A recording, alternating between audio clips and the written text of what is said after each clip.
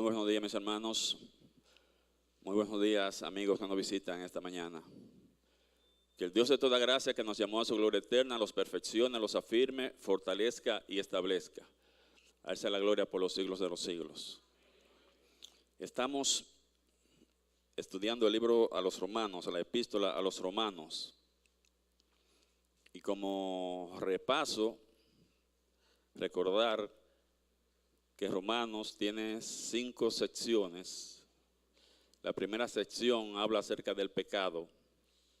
La segunda sección acerca de la salvación. La tercera acerca de la santificación. La cuarta acerca de la soberanía de Dios. Y la quinta ya es la práctica, ya es el servicio. Es importantísimo recordar esto, recordar las divisiones, para que sepamos de qué se está hablando. Si no tenemos esto en cuenta, nos vamos a perder. Vamos a tener dificultades para entender, porque en algún momento que estemos hablando de una cosa, se puede entender que estamos hablando de otra. Hay que ver, cuando estamos hablando del pecado, Pablo está hablando de pecado. Si es de salvación, si es de la santificación. No son temas sueltos, todo tiene un orden, una lógica. Ahora estamos viendo la tercera sección, que es la sección de la santificación. Capítulo 6, 7 y 8. Ya en el capítulo 6, después de hablar hasta el capítulo 5 sobre la salvación, a partir ya del capítulo 6 empezamos a hablar de la santificación. Y Pablo dice que estamos muertos al pecado, que no somos siervos del pecado, sino siervos de la justicia. Por tanto, no debemos pecar. En el capítulo 7, siguiendo el mismo orden de la santidad, de la santificación, muestra la experiencia de Pablo tratando de vivir en santidad por sus propios recursos, con una mente legalista, sin contar con la ayuda del Espíritu Santo. Este es el cuadro del fracaso de un cristiano cuando intenta vivir por sus propias fuerzas y querer agradar a Dios. Es imposible sin el Espíritu Santo. Ahora, el capítulo 8 es el cristiano victorioso. Es el cristiano que está dependiendo del Espíritu Santo para vivir en santidad. Y empezamos a ver, ya a partir del verso 17, que vivir en santidad cuesta. Que el cristiano decidido a agradar a Dios, hacer la voluntad de Dios, puede enfrentar dolores, sufrimientos, tribulaciones por querer hacer lo que Dios dice. Desde del verso 17 del capítulo 8 hasta el 39, versículo 39, él está hablando acerca del sufrimiento del creyente, el sufrimiento del cristiano y la recompensa que va a recibir por resistir, por mantenerse en la firmeza, por mantenerse viviendo en santidad, por mantenerse en la obediencia. Nos dice que vamos a ser coherederos con Cristo, a los creyentes que sufren con Cristo y que sufren por Cristo. Hoy vamos a ver unos versículos que son controversiales. Se ha hablado mucho de ellos, se ha discutido mucho de ellos. Ha habido alguna dificultad en las iglesias por esta parte. Y voy a tratar de explicarlo de la manera más sencilla. Vamos a ver Romanos, capítulo 8, del 28 al 31.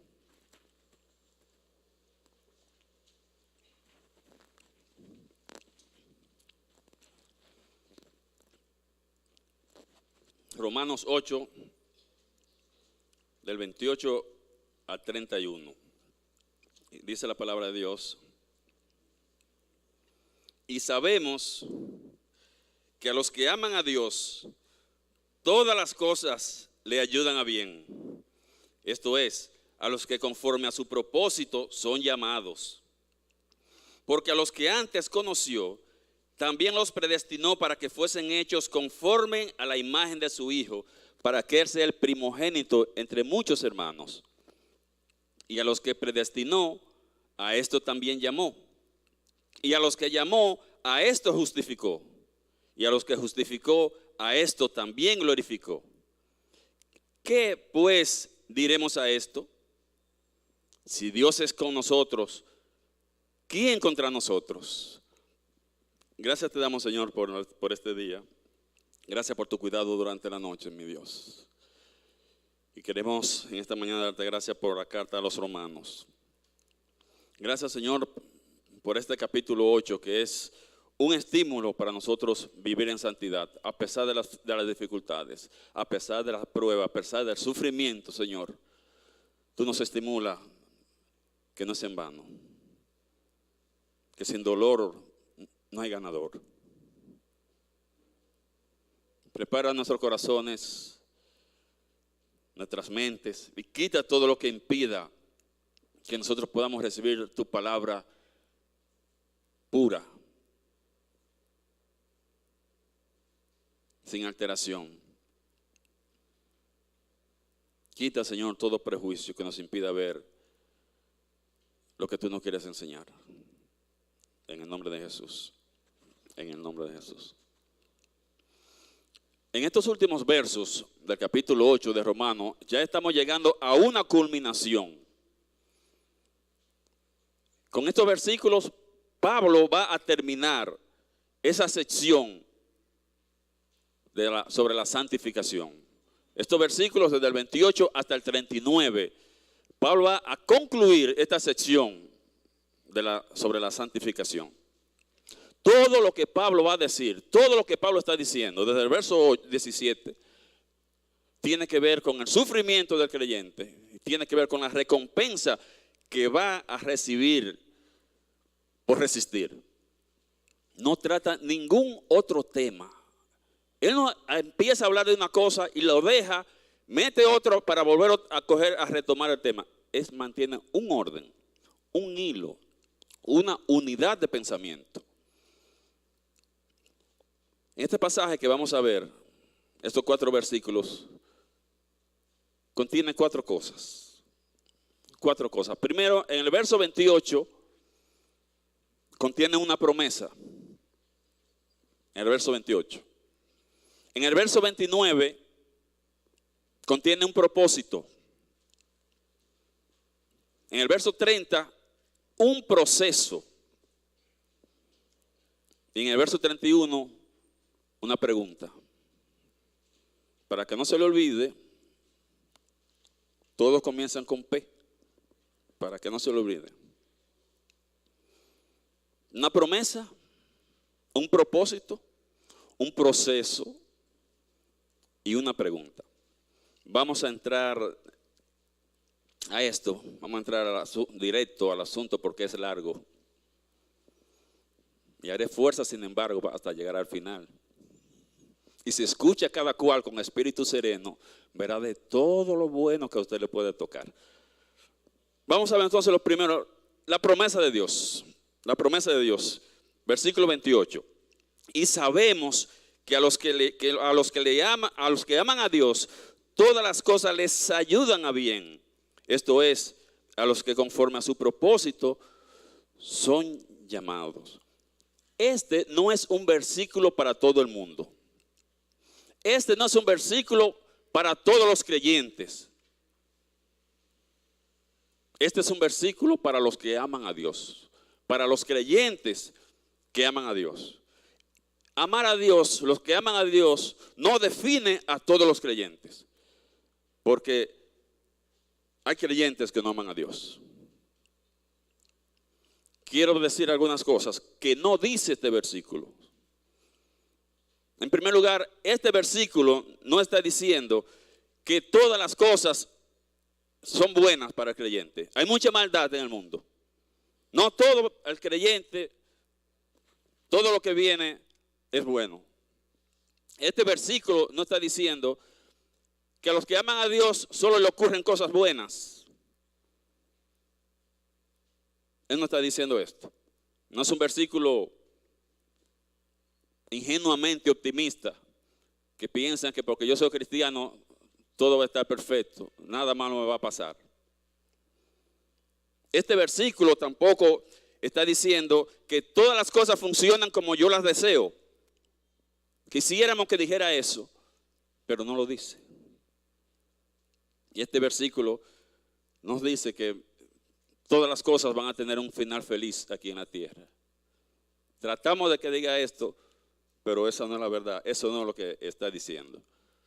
¿Qué es lo que está diciendo este versículo? ¿Qué dice Romanos 8:28? Él está diciendo que a los creyentes, y esa es la promesa, esta es la promesa, a los creyentes que padecen por Cristo, esos sufrimientos le traerán beneficios.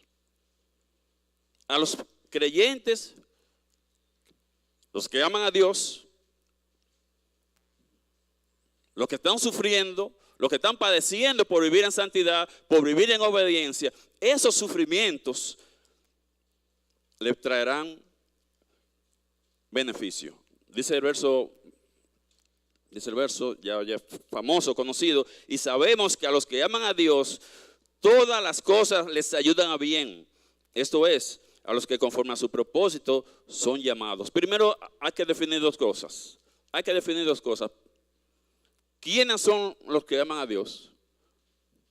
¿Y qué significa todas las cosas? Para que podamos entender. ¿Quiénes son los que aman a Dios? ¿Y qué significan todas las cosas?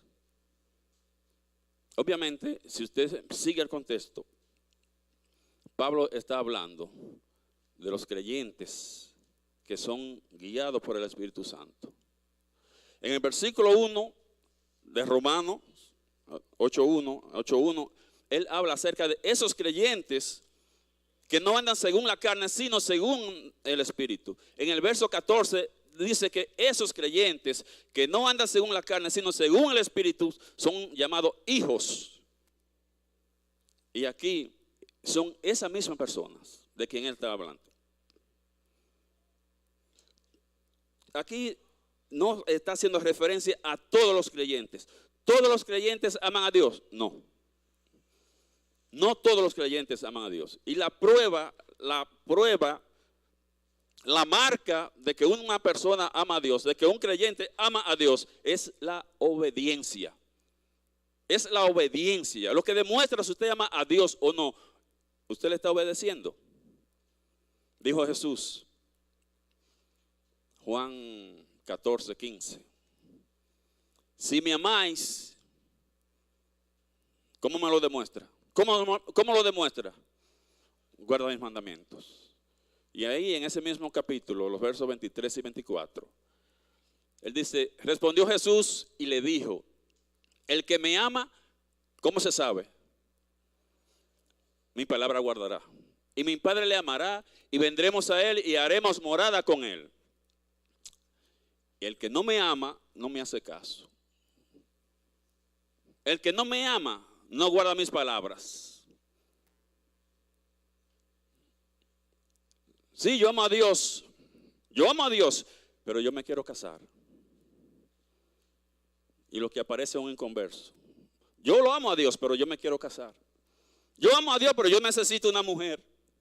Yo amo a Dios, pero yo quiero tener novio. Dios está diciendo una cosa. Y yo digo que amo a Dios, pero no voy a hacer lo que Dios está diciendo.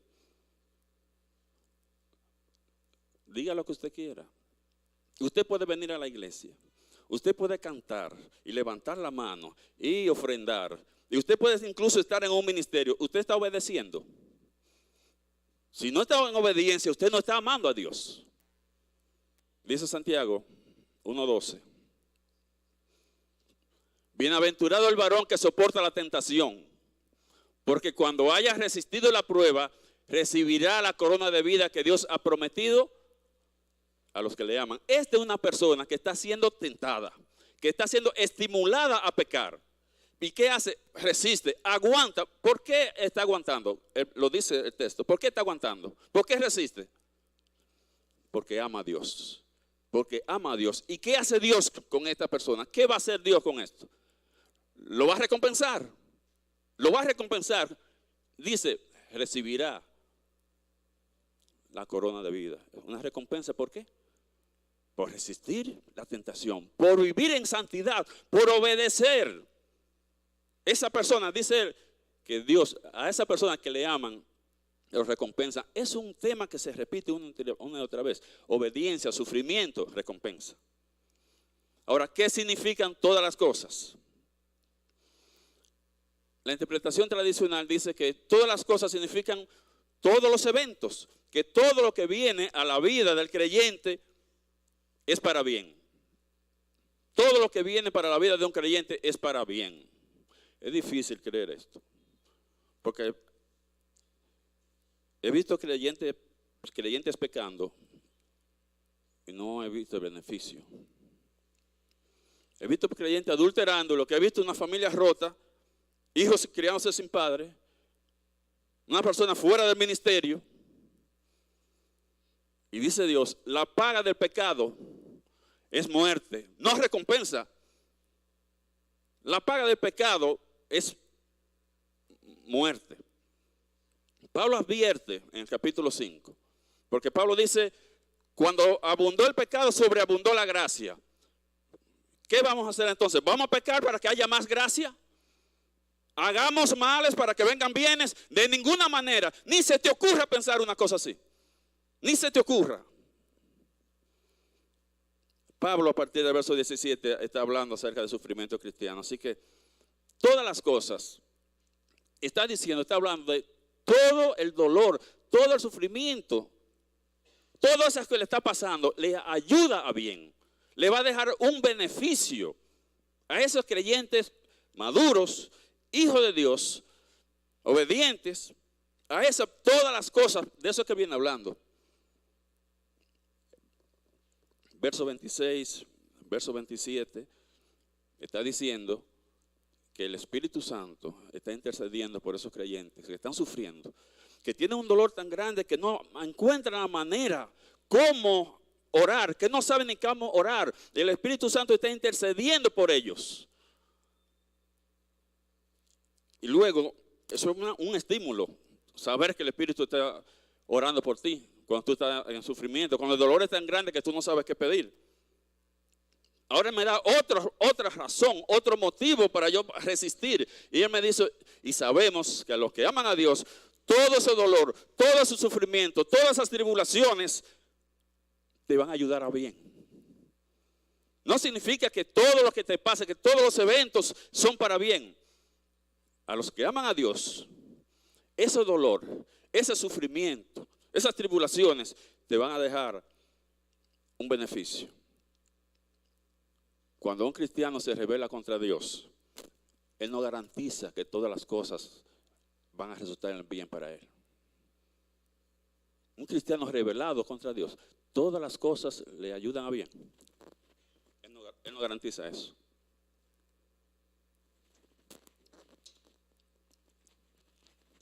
El versículo dice, comienza diciendo el 28, y sabemos,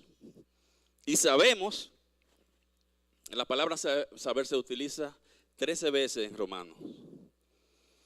Y sabemos, no dice, y deseamos, y esperamos, y anhelamos, y nos imaginamos. Dice, y sabemos, es una confianza inamovible. Es una confianza inquebrantable. Sabemos, no que yo me imagino, que a lo mejor, que es posible. Sabemos, si usted va a aprender a vencer en medio del sufrimiento, es sobre la base de lo que usted sabe.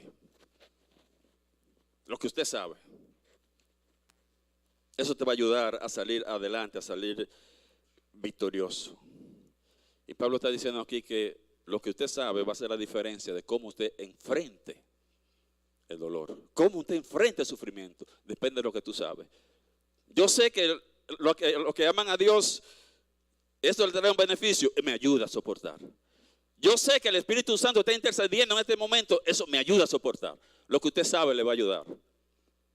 Y sabemos que a los que aman a Dios, todo ese dolor, todo ese sufrimiento, le va a dejar un beneficio. Esa es la promesa. Veamos cuál es el propósito entonces.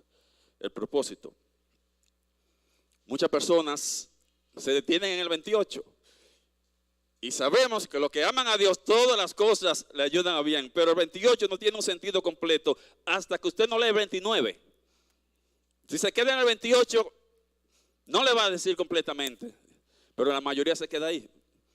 Y no sigue y lee el 29. El 29 es la razón. Aquí no explica por qué. Porque significa razón. Cuando usted vea por qué, te está dando la razón. Te explica lo que acaba de decir.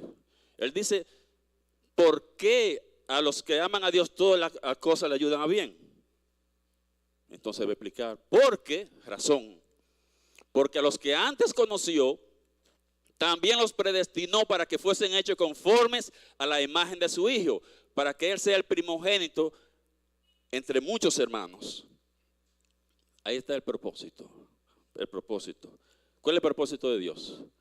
Recompensar a los que sufren por Cristo. Hay una promesa. A los que aman a Dios, todo ese dolor que están soportando, le ayuda bien.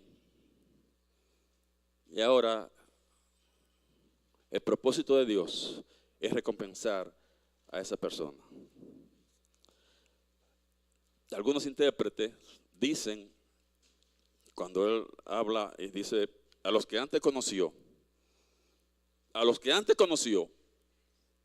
significa, dicen muchos intérpretes, honorables, maestros, capaces, íntegros, y dicen que esto significa que Dios desde antes de la fundación del mundo escogió personas para salvarla. A los que antes conoció, a esos los escogió. Él no está hablando de esto. Él no está hablando de eso. Pablo aquí está hablando del sufrimiento. Es una unidad del sufrimiento y la recompensa al creyente. Él no está tratando de explicar cómo se salva a la gente aquí. Él no está diciendo cómo Dios lleva a la gente a la justificación, a la salvación. Por eso es importante tener las divisiones pendientes, las divisiones. Si Pablo quiere explicar cómo se salva a la gente, ¿dónde debió haberlo dicho? ¿Dónde debió haber dicho cómo se salva a la gente? Y lo dijo. En la parte que trata de la salvación. Ahí es que si Pablo va a decir que somos elegidos para ser salvos desde antes de la fundación del mundo, él tiene que haberlo dicho en esa sesión que está tratando acerca de la salvación. Pero entonces ahora que está hablando acerca de la santificación, él coge 3 versículos para hablar de esto y luego lo deja y sigue hablando del sufrimiento. No es posible. Si deseara hablar, y él lo habló en la salvación, cómo se salva, por fe en Cristo Jesús. No va a tratar ese punto ahora que estamos hablando sobre la santificación. En segundo lugar, ¿por qué yo no puedo aceptar esto? Y hay muchas personas no están de acuerdo con esta interpretación, con esta enseñanza. Es que usted utiliza la palabra predestinar. A eso predestinó. No sé si ustedes recordarán, por ejemplo, cuando Alejandro predicó Efesios, cuando hablaba de 1:4, dijo, y cito textualmente, el problema es que la palabra predestinar solamente se usa en creyentes. Y yo creo eso también. El problema es que la palabra predestinar solamente se utiliza en creyentes y que Dios no predestina inconverso. Entonces, si aquí dice que lo que antes conoció los predestinó, piensen que está hablando de creyentes, no está hablando de gente inconversa, que Dios desde antes lo predestinó. ¿O estamos entonces contradiciendo? Si yo veo que dice que predestinó y que predestinó solamente de creyentes, yo tengo que buscar otro bajadero a esto y decir, pero no está hablando de personas no creyentes.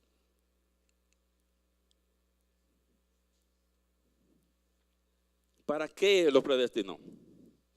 Dice que no, eso lo predestinó.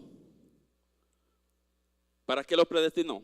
Bueno, la interpretación tradicional dice que lo predestinó para darle la salvación, para que sean salvos,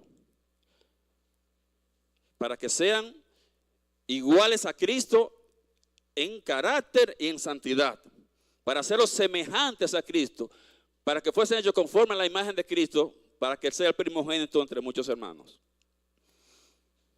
Yo no creo que está hablando ahí de hacer a Cristo, hacer a las personas semejante a Cristo en carácter, semejante a Cristo en santidad. No lo puede predestinar para eso. Aclaremos primero lo que significa santo. Santo tiene varias definiciones, diferentes acepciones. Puede significar apartado para Dios.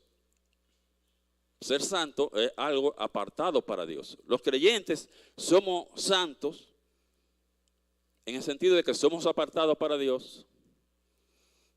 Somos santos desde el punto de vista forense, o sea, declarados sin culpa. En ese sentido también somos santos. Pero santidad, también santificar, significa apartado para algo. Por ejemplo, las personas pueden ser santificadas, pero los objetos también. Y los objetos, por ejemplo, del templo de Jerusalén, eran santos, eran utensilios santos, porque estaban apartados simplemente o solamente para el servicio a Dios, para la adoración de Dios. Todo esto era santo. ¿Por qué Dios no puede predestinar para que seamos como Cristo? Hacernos igual que Cristo en cuanto a su carácter, en cuanto a su santidad. Porque la santidad es condicional, porque la santidad es opcional. ¿Qué condición se necesita para usted vivir en santidad? El Espíritu Santo. Sin esa condición no se puede vivir en santidad. Entonces es condicional y es opcional. Usted decide si se deja guiar por el Espíritu Santo. Claro, la voluntad de Dios es, dice la Biblia textualmente, es nuestra santidad. La voluntad de Dios, nuestra santidad. Sed santo porque yo soy santo. Ahora, una cosa muy distinta es que Dios quiera que sus hijos vivan como Él, que seamos santos, y otra cosa que nosotros lo hagamos. Todos los creyentes viven en santidad. Entonces no puede como programarlo para que vivamos los creyentes programados en santidad. Si esto ocurriera, le estaría quitando el libre albedrío. Dios creó al hombre con libre albedrío y no se lo ha quitado. El hombre tiene libre albedrío para decidir. ¿Qué es lo que está diciendo el verso 29 realmente? ¿Qué dice?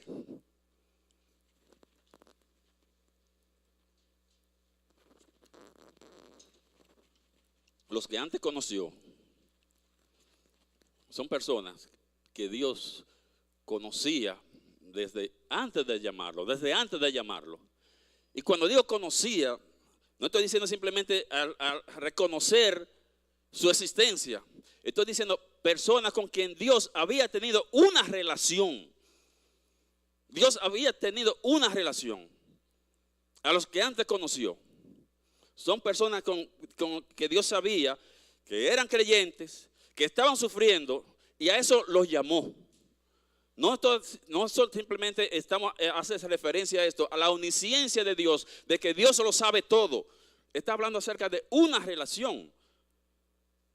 Si está haciendo referencia a la omnisciencia de Dios, que Dios conoció a esas personas desde antes de la fundación del mundo, y a eso los llamó, el problema es que Dios conoció a todo el mundo. ¿A quién no conoció Dios desde antes de nacer? ¿A quién no conoció Dios? Dios conoció a todo el mundo. Ahora, ¿llamó a todo el mundo? ¿Llamó a todo el mundo? ¿Justificó a todo el mundo? ¿Glorificó a todo el mundo? Pero no conocía a todo el mundo desde antes. Entonces, él está haciendo una referencia a que tenía una relación. Dios lo conoce como creyentes. Dios lo conoce como personas que están sufriendo por él. Bueno, dice Génesis que Adán, después de la caída, conoció a Eva. Él no la conocía antes. sino que tuvo una relación con Eva. Y dice que José no conoció a María hasta que no dio a luz a su primogénito. Él no lo conocía antes. Esa palabra significa, que se usa ahí, significa simplemente conocimiento de antemano, con anterioridad. Lo conocía con anterioridad. No está haciendo referencia a la omnisciencia de que Dios todo lo sabe, lo que eso es cierto, que no está hablando de esto ahora, es lo que yo digo. No está hablando de la omnisciencia, está hablando de que esa persona tiene un conocimiento previo, anterior, de antemano lo conocía. Pero eso no es un atributo de Dios. Los humanos tenemos conocimiento de antemano, previo, anteriores. Algunos de ustedes me conocen a mí de antemano, antes de yo ser médico, antes de yo ser evangélico, me conocían, tenían un conocimiento anticipado de mí. Él utiliza esta palabra, por ejemplo, en 2 de Pedro 3:17. Esa palabra que se traduce a lo que antes conoció, que está diciendo tener un conocimiento anterior, anticipado, que ya se conoce. 2 de Pedro 3:17. Así que vosotros, oh amados, sabiéndolo de antemano, ahí está la palabrita, lo que antes conoció. Ahí está la palabrita. Está diciendo que los lectores de Pedro, le está escribiendo, advirtiéndole acerca de una herejía, y ahora dice, como ya ustedes lo saben de antemano, con anticipación lo saben, líbrense para que no vayan a caer en el error. Los que antes conoció, obviamente, son personas con que él ha tenido una relación. Mire, en el 11:2, Romanos 11:2, él dice, no ha desechado Dios a su pueblo, al cual desde antes conoció. Lo conoció desde antes. A Israel Dios lo llamó, lo predestinó, lo llamó, lo justificó, lo glorificó a Israel. Pero desde antes lo conoció. Está diciendo, él tenía o ha tenido una relación con Israel. Así que yo veo, y para que me cuadre, lo que dice al que antes conoció. ¿En qué sentido nos predestinó para que seamos semejantes a Cristo? Porque lo que antes conoció, también nos lo predestinó. ¿Lo predestinó para qué? ¿En qué sentido lo predestinó? Los creyentes que aman a Cristo, los que sufren por Cristo, los que son guiados por el Espíritu Santo y no son guiados según la carne, van a ser recompensados igual como Cristo va a ser recompensado. No digo igual en cuanto a la cantidad, en el sentido de que los dos van a ser recompensados. Cristo va a ser recompensado. Dice Filipenses capítulo 2. Por su obediencia, Cristo va a ser recompensado. Y los creyentes vamos a ser semejantes a Cristo en ese sentido de que vamos a ser recompensados igualmente por Cristo. La clave para usted entender esta parte, en ese versículo, estamos en el 29, es la palabra primogénito. La clave para usted entender esto es la palabra primogénito. A lo que antes conoció, con quien tuvo una relación, que sabía que eran creyentes, que estaban sufriendo, que han sufrido por vivir en santidad, los predestinó. Si predestinó, tienen que ser creyentes, porque no se usa para los no creyentes. Los predestinó para que fuesen hechos conformes a la imagen de su hijo, o igual a su hijo. Ahí está la clave, para que él sea el primogénito entre muchos hermanos. La primogenitura tiene que ver con la herencia. Tiene que ver con la herencia. Ahí no está hablando de la primogénito, cuando dice para primogénito, como exaltación, como se utiliza en Colosenses 1:15. Tiene que ver con la herencia. El primogénito va a recibir más, una doble porción. Y fíjense cómo dice, para que él sea el primogénito entre muchos, no dice entre todos los hermanos. Si está hablando de todos los creyentes, debe decir para que sea el primogénito entre todos los creyentes, entre todos los hermanos. Pero Él está diciendo, para que sea primogénito entre muchos, Él está haciendo una exclusión entre todos los creyentes. Él está haciendo una exclusión. No son entre todos, no es primogénito entre todos. Está diciendo esa parte. Entre muchos. ¿Entre cuáles muchos? Los que van a ser recompensados. Él es el primogénito porque Él es quien más ha sufrido, más ha obedecido. O sea, no hay nadie que haya obedecido más que Cristo.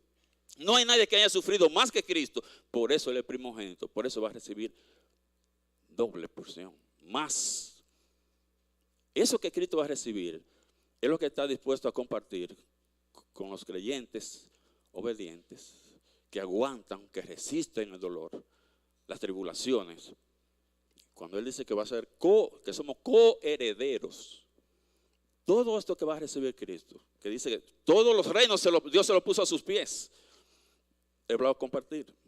Vamos a ser coherederos con eso que Él va a recibir.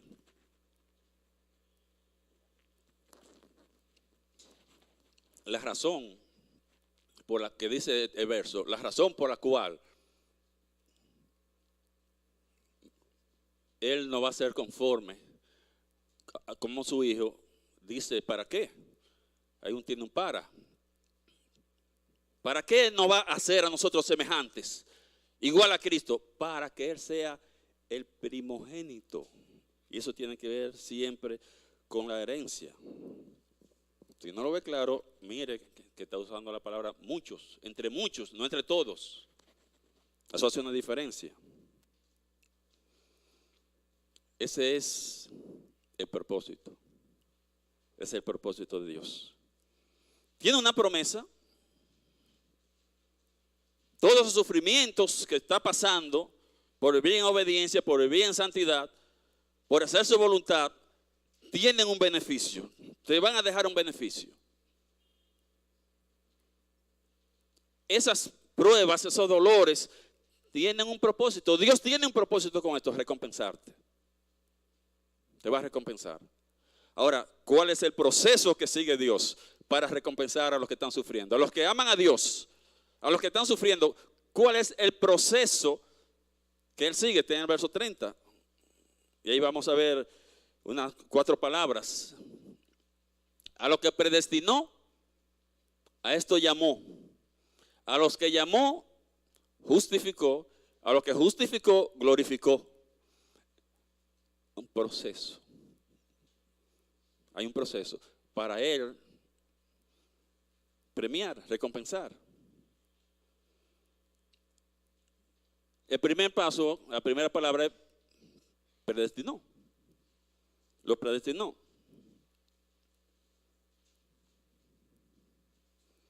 Ese es el primer paso. A los creyentes que Dios conocía desde antes de llamarlo, de que estaban sufriendo, de que estaban padeciendo por Cristo, Él determinó hacerlos semejantes a Cristo, en el sentido de que como voy a recompensar a Cristo, a ti también, semejante, de igual manera. A eso los predestinó. Obviamente, reitero, repito, predestinó solamente se usan creyentes. Esos son creyentes. A esos que predestinó son creyentes. Son creyentes. Y a los que predestinó, el segundo, lo que hizo fue llamarlo. A eso también llamó. A los que predestinó, a esto también llamó. Ese segundo paso. ¿Para qué lo llamó? Sería la pregunta. A esto llamó. ¿Para qué lo llamó? Bueno, la mayoría de comentaristas dicen que lo llamó para recibir. Que esa palabra que dice llamó, que se traduce llamó para recibir. La diferencia está para qué es lo que va a recibir. ¿Qué es lo que va a recibir? Unos dicen que es para recibir la salvación. Lo llamó para recibir la salvación. Ya la semana pasada hablamos que la salvación es ahora, que la salvación es presente, que la salvación es en el momento en que usted pone su fe en Cristo Jesús, que Dios nunca ha establecido un día donde lo va a llamar a usted para que reciba la salvación. Sí ha establecido un día donde va a ser recompensado, donde usted va a ser llamado para ser recompensado. Eso sí está establecido en el bemá de Cristo, en el día de Cristo. que se habla una otra vez, el día de Cristo. Los creyentes que han sufrido, Dios los predestinó para, y que igual que Cristo, recompensarlo. Y eso los llamó. Esto es como en pasado, pero eso es futuro. Está hablando porque va a ser así, no hay duda, va a ocurrir así, como si ya hubiera ocurrido, pero eso es futuro. Por eso no podemos, que me van a llamar a mí para recibir la salvación, pero yo la tengo. A eso también llamó. Unos dicen que va a recibir la salvación, Él lo va a llamar para recibir recompensa. Eso se ha hecho Dios, establecer un día donde nos va a llamar para que recibamos la recompensa. A esos que llamó para recibir su recompensa, su premio por haber aguantado, por haber resistido, a esto justificó. Esta palabra trae confusión, mucha confusión, porque la mayoría de personas cuando dicen justificó están entendiendo, creen que se está haciendo referencia a el primer paso, a la primera fase de la salvación. Justificación, santificación, glorificación. Él no está hablando de esto. Justificar ahí no significa que te declaró justo. Justificar ahí no significa que te declaró sin culpa. Justificar ahí significa vindicar. Con V. No reivindicar, son dos cosas muy diferentes, reivindicar y vindicar. Como es una palabrita dominguera, la palabra vindicar significa defender. Y sobre todo defender de una acusación falsa. Eso significa vindicar. O sea, esa palabra que se traduce como justificó. Algunos dicen que Dios los llamó para recibir la salvación. Es difícil, es muy fácil demostrar que no es así. Primero por el contexto. Él no está hablando de salvación aquí. Si quisiera hablar de esto, lo habla en la sección de salvación. Él no está hablando aquí de cómo se salva la gente. En segundo lugar, por el uso de la palabra predestinar. Es solamente en cristiano. Y en tercer lugar, la justificación es aquí, ahora. Ya hemos sido justificados. Eso no va a ser en el futuro. Vindicar significa defender. Nosotros usamos mucho esa palabra. Coloquialmente nosotros estamos usando esto. Usando justificar. Y no estamos hablando de declarar justo. Sin culpa. Tú te estás justificando. No te justifique. Eso no se puede justificar. Usamos esa palabra justificar. No estamos hablando de que Dios me está declarando sin culpa, sin pecado. Está hablando que me está defendiendo. En el día, a esa gente que Dios llamó, que Él lo conocía desde antes, que era con quien tuvo una relación, y los llamó para recibir su recompensa en el bemá de Cristo, en el tribunal de Cristo, venga a recibir su recompensa. ¿Y qué va a pasar? El cristiano tiene un acusador, un enemigo. Usted va a tener a Satanás ahí, diciendo, no, a ese no, a ese no. Y Dios dice, mi siervo Alejandro Espejo, venga para recibir su recompensa. Y Satanás lo va a acusar. No, Alejandro. Pero Espejo, sí, ha puesto un relajo, pero ese tipo pecaba cada rato. ¿Y qué va a hacer Dios? No, mi siervo Alejandro era íntegro. Mi siervo Alejandro pasó mucho trabajo por estar en obediencia. Él prefería comer arroz con huevo que sobrevaluar una obra o coger los materiales. No, ese merece ser recompensado. Ven, yo te voy a nombrar gobernador de los Cerros de Gurabo. Él te va a defender, Él te va a justificar. Dice Apocalipsis 12:10.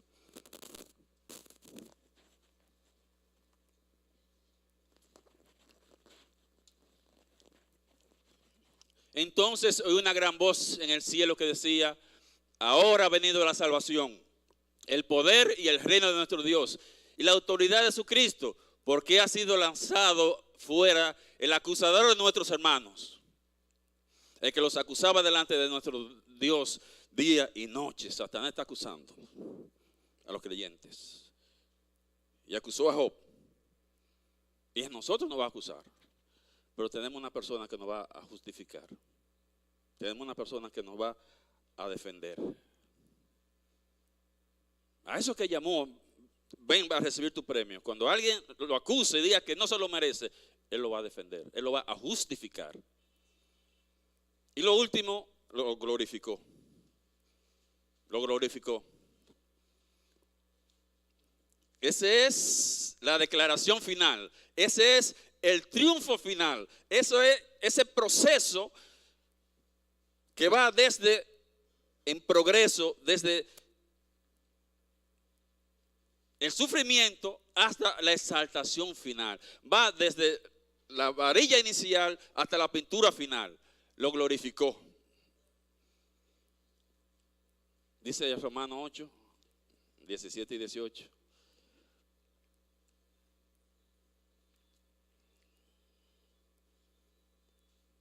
Romanos 8, 17 y 18. Y si hijos, también herederos.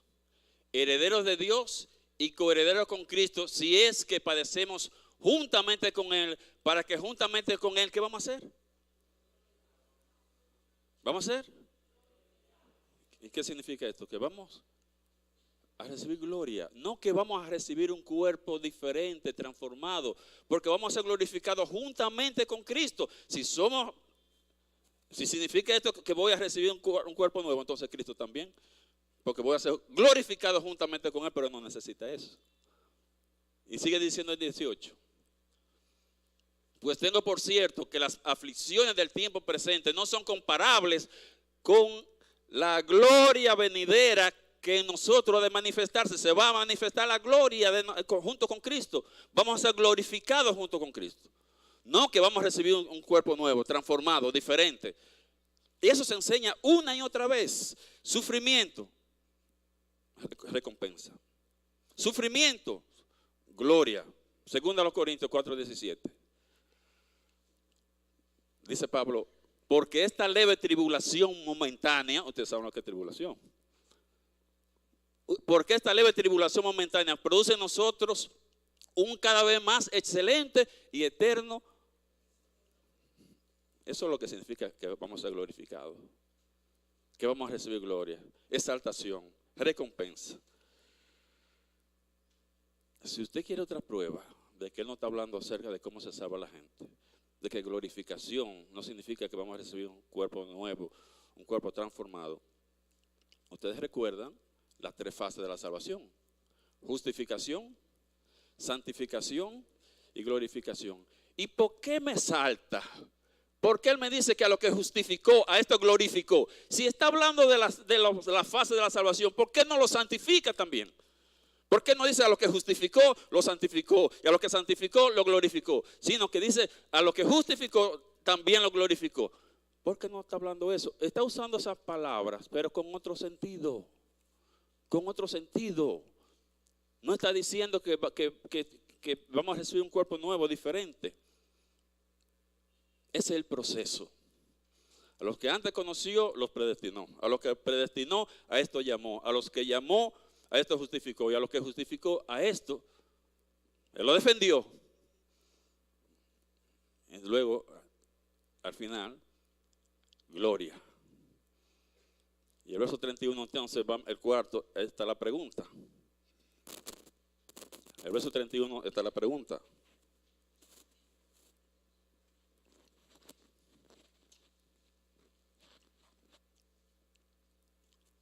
¿Qué pues diremos a esto? A esto que he explicado. ¿Cómo vamos a responder a esto? ¿Cómo respondemos a esto? ¿Qué pues diremos a esto? Si Dios es por nosotros, ¿quién contra nosotros? Si yo en esta lucha, en este dolor, en estos sufrimientos, en estas tribulaciones, Dios está conmigo, porque está diciendo que está conmigo, ¿quién contra nosotros? ¿Quién contra nosotros? ¿Cuál debe ser la respuesta de nosotros a esto? ¿Cómo respondemos nosotros? ¿Cuál debe ser nuestra actitud? ¿Cuáles deben ser nuestras respuestas a esto que nos acaban de enseñar, de mostrar? Les voy a decir 5 actitudes correctas. ¿Cómo debemos responder a esto? En primer lugar, debemos responder con confianza. Responder con confianza. Tenga fe en Dios. Cuando usted no puede entender por qué está pasando lo que está pasando, tenga fe en el poder de Dios y en su propósito. Es parte de un propósito y todo bien saldrá. Él siempre ha estado ahí. Su palabra no ha fallado. Él nunca te ha dejado. Descansa tu confianza. Confianza. En segundo lugar, sumisión. Sumisión es lo que hizo Jesús en el monte de Getsemaní. Que fue y dijo: Señor, que no se haga mi voluntad, sino la tuya. Él estaba pasando mal, le estaba pasando difícil, él sabía lo que iba, él sabía por lo que iba a pasar, pero dijo: no se haga mi voluntad, sino la tuya. En tercer lugar, gratitud. Gratitud. Primera Tesalonicenses 5:18. Dice: dad gracias en todo. Dad gracias en todo, no por todo. No por todo. Dad gracias en todo, porque esa es la voluntad de Dios para con vosotros. Si usted quiere saber cuál es la voluntad de Dios, bueno, parte de su voluntad es que seamos agradecidos. ¿Agradecidos por el problema? No. Agradecidos en el problema. Porque Dios va a sacar algo bueno de esto. Dios va a sacar algo bueno. Si tú amas a Dios, si tú estás sufriendo, padeciendo, Él va a sacar algo bueno de esto. Número 4, gratitud. No, número 4, alabanza. Alabanza. Filipenses 4:4. Regocijaos en el Señor siempre. No solamente en los tiempos buenos. Regocijaos en el Señor siempre. Y otra vez digo, regocijaos siempre. No solamente en los buenos. Cuando estoy pasando por esos momentos, regocijaos. Alabar a Dios. Yo sé que tú vas a sacar algo bueno de esto. Lo que usted sabe es lo que le ayuda. Yo sé. En Hechos 16:25 se cuenta parte de la historia de Pablo y Silas en Filipos. Y ellos estaban en la cárcel, amarrados con un cepo, en lo más profundo. Y dice que ellos estaban cantando. Pero a medianoche, orando Pablo y Silas, cantaban himnos a Dios. Y los presos los oían. Alabanza en ese momento difícil. Alaba a Dios. Él está con nosotros. Si Él está con nosotros, ¿quién contra nosotros? Y por último, tenga un espíritu enseñable. Tenga un espíritu enseñable.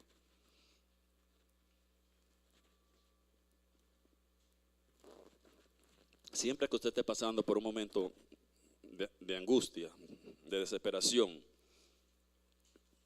no pregunte por qué. No pregunte por qué. Pregunte qué. No le diga a Dios: Señor, pero ¿por qué a mí? ¿Por qué a mí? Dios te puede contestar: ¿y por qué a ti no? Señor, ¿por qué a mí? ¿Por qué a mí? No le pregunte a Dios por qué. Pregúntale que: Señor, ¿qué tú me quieres enseñar con esto? Señor, ¿qué yo debo aprender? Pregunte ¿qué? No por qué. Mi hermano, si tú no estás amando a Dios, si tú no estás viviendo en obediencia, no estás amando a Dios. No estás amando a Dios. te pierdes de todo esto. Te estás perdiendo de esa promesa para los que aman a Dios. Pero tú estás vivo todavía. Tú estás a tiempo de reconsiderar tu vida y hacer que esto sea una realidad. Estás a tiempo de cambiar. Enfocarte en Cristo, dejarte guiar por el Espíritu Santo. Está a tiempo todavía. Y para ti que eres creyente, quiero decirte que sin dolor no hay ganador. Todo cuesta un valor. Dios bendiga su palabra.